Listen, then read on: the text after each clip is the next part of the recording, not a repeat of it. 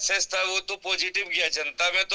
जनता में डिस्कस तो यही चल रही है कि भाई ये जो साहब आए थे बहुत अच्छा था, इनके हर एक एक बात में जान थी और ये हमारे लिए लड़ाई लड़ रहे हैं। तो हमने जो आम सिविलियंस जो शरीफ टाइप के लोग हैं वो तो आपसे एक्सपेक्ट कर रहे हैं, उम्मीद का किरण उनको जागा है। बट क्या चाह रही थी पुलिस, इनको नेगेटिव करने की कोशिश में थी कि कहीं इनका ब्लेम हम इन पे थोप दे कि इनकी वजह से मार्केट हम जल्दी बंद कर रहे हैं और इनके कहने के हिसाब से ये है वो है।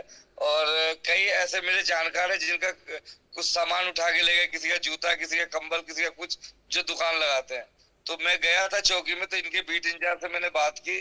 फिर मैंने कहा कि पहले आपसे डिस्कस करूंगा फिर इनके ऊपर नहीं, एक्शन आप लूंगा मैं। उनसे इनके बीट आप उनसे जोर से कहिए कि यदि सबका सामान वापस नहीं हुआ तो फिर जो है आप मुझे दोष मत देना, क्योंकि फिर जो है ना डीजी साहब आपके कमिश्नर ऑफ पुलिस को लिखेंगे।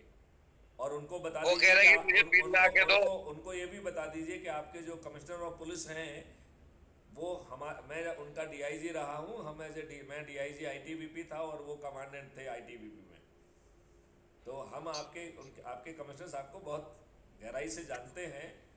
और जब हमारी तरफ ठीक है से सर। पत्र पहुंचेगा तो उसकी जरूर जो है ना बड़ी गहराई से छानबीन होगी। तो उनको बताओ कि इस लफड़े में ना फंसो और जिसका सामान है उसे वापस करो और लोगों को तंग करना बंद करो, नंबर वन। नंबर टू, यदि कोई आदेश जारी हुए हैं तो उस आदेश की कॉपी प्राप्त करिए। और यदि उस आदेश में थोड़ा बहुत कुछ संशोधन करना है तो हम ऑन पेपर उसे टेकल करें।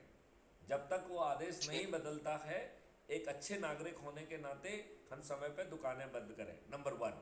नंबर टू, दुकानें यदि समय पे बंद होंगी तो आपको ही अपने बच्चों के साथ समय बिताने के लिए कुछ एक्स्ट्रा टाइम मिल जाएगा।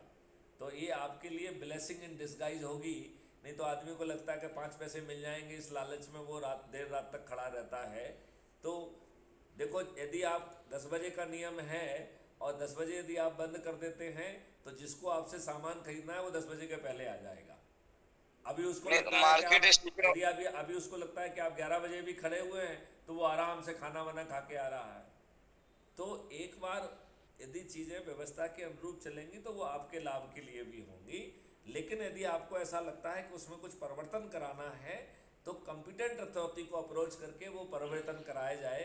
क्योंकि सिपाही के लेवल पे तो उसे आदेश का पालन करना है, वो आदेश निकालने की स्थिति में नहीं है, राइट। वो उस आदेश के वो ना माने और आपको लाभ दे दे पैसे लेके, वो उसका व्यक्तिगत केस हो गया। लेकिन वो आदेश बदलने की स्थिति में नहीं होता है। तो यदि हमें आदेश में संशोधन कराना है तो अपने लॉजिक के साथ हमें उस आदेश में संशोधन कराना पड़ेगा। और जब तक आदेश में संशोधन नहीं होता है तब तक हमें उस बात को मान्य भी करना चाहिए। इसके अलावा और क्या चर्चा हुई? चर्चा ये मार्केट स्टेशन वाले ने एक मीटिंग रखी थी तो मैं गया था वहां पे।